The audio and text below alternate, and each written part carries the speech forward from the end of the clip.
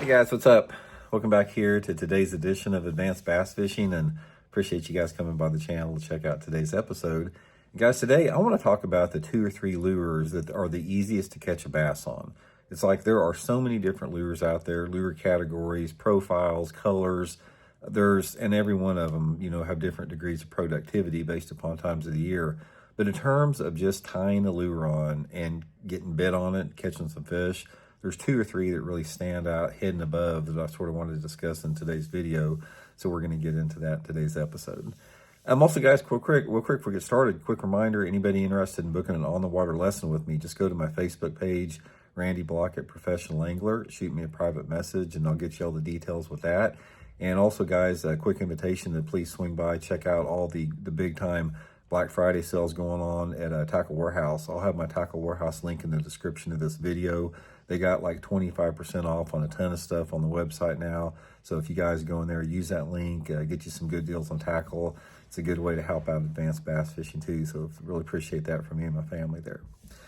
Okay, guys, wanted to run just a quick little video here. I'm actually in my little office area doing getting caught up on a bunch of stuff. I hadn't had time to get out to the tackle room or to the lake to do videos. Sort of crunched on time. You know how it is, man. I got 3 kids to take care of, work 3 different jobs. But I try to get the videos out every day and give you guys some good information that you can use to help you catch some more fish.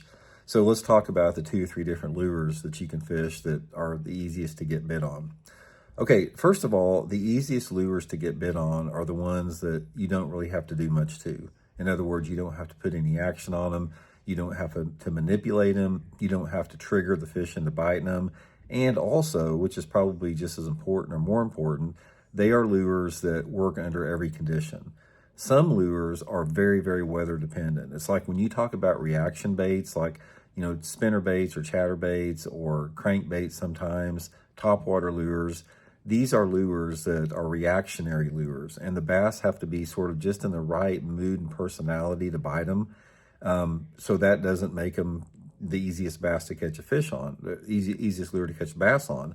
The easiest lures to catch a bass on are the ones that work in a diversity of different weather conditions, water clarities, water levels, times of the year. And there's 2 or 3 that stand out to me that, number one, they work 12 months out of the year. Number 2, you don't have to do much to them. You don't have to put much action on them. And number 3, they work, I don't care if it's raining, sunny, partly cloudy, snowing, 100 degrees, 40 degrees, these are going to work. Okay. First one, guys, and this is one that does not get talked about much anymore because of all the other stuff going out there, is just the old school plastic worm Texas rigged. And when I talk about that, I'm talking about just the old ribbon tail plastic worm. This is one of the original baits that, people started fishing 50 years ago. And it sort of got cast by the side a little bit. You don't hear people just talking about just Texas rigging an old school plastic worm very much. But guys, Texas rig plastic worm is probably one of the most versatile baits you'll ever catch a fish on, that you can ever use. It works in, I've caught bass on Texas rig worms when the water temperature is 40 degrees or 100 degrees. I've caught them on it in water visibilities of 4 inches, and I've caught them on it in water visibilities of 40-foot clarity. I've caught them down at Lake Mead on a plastic worm Texas rig when you've actually had 40 foot of visibility, everything in between, everything from 4 inches of visibility, everything to 40 foot of clarity. I've caught them on snowy days, rainy days, bright sunny days, partly cloudy days, windy days, calm days. Really, really good bait to catch a bass on. And probably the best color that you can throw on a plastic worm is some type of purple worm. A grape-colored worm, something like a June bug, something like that. Those work in a wide range of water clarities.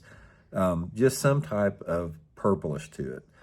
Now, there's a lot of different worms that have situational effectiveness, like you got your watermelons and green pumpkins can work pretty good in a lot of different water clarities. But it seems like to me something, just the old purple worm, man, it's hard to beat. Old school purple plastic worm.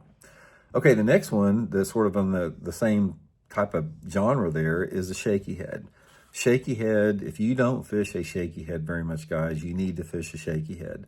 Shaky head is probably, if you gave me one bait, say, Randy, the only way that you're going to eat is by the bass you catch. You're going to, that's the only way you're going to feed yourself is through catching bass. I'd say give me a shaky head. Give me a box full of, shaky head worms and a box full of shaky head, jig heads, and I'll be good to go, because shaky head is another one. Will catch bass in every single condition out there. Very similar to a Texas rig worm, except the profile and the presentation is a little bit different. Sometimes they like a Texas rig worm, and sometimes, based upon different things, they like a shaky head.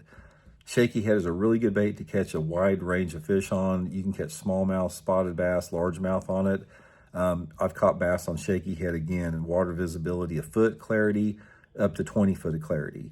Your shaky heads work in a wide variety of conditions, because you can adapt the worm color to different situations. Now, most of the time in a shaky head, I'm using some type of a green pumpkin or watermelon, and I'm looking for water visibility, anything greater than 2 foot. And if the water visibility is less than 2 foot, guys, I catch a lot of fish on a shaky head on a black worm. And the two worms that I use primarily on my shaky heads are either a Zoom finesse worm or a Zoom trick worm. Trick worm is 6 inches long. Finesse worm is 4 inches long. They both work great. Finesse worm may be 4.5 inches long, but just based upon how finicky to fish in, I'll use those two different types of shaky heads. And the third bait, again, it's along the same category, but it's the ultimate finesse bait, and that's a Ned rig. Now, the Ned rig is the ultimate finesse bait. The effectiveness of a Ned rig, for the most part, relies on a very light head. Most of the time, I'm using a 16th or less, sometimes a 3/32 head on my Ned rigs. And the way that I use a Ned rig is, I don't buy the actual Ned rig. I just take I save my Cincos and soft plastic stick baits, and I cut off about 1.5 inches of the tail, and that's what I use on my Ned rigs. But guys, a Ned rig is a deadly bait. It's probably one of the most underrated lures. It catches big ones. I've seen bass caught in my boat up to 7 pounds on a Ned rig, and the biggest smallmouth bass I've ever seen in my life caught in my boat, which was another one about 7 pounds, by, at the time, my 7-year-old son Owen there, up at Lake St. Clair on a Ned rig. So Ned rigs are deadly, guys. They'll get you the most bites of probably any lure out there. When you're talking in terms of just numbers of fish, let's say, for example, we're working down a rocky bank or something, and we've got those three baits on I described: a shaky head, a Texas rig, a Ned rig. The Ned rig is going to get the most bites. The plastic worm, the Texas rig worm, is probably going to catch the biggest fish. And the shaky head is just, it's a good bait for both size and numbers both.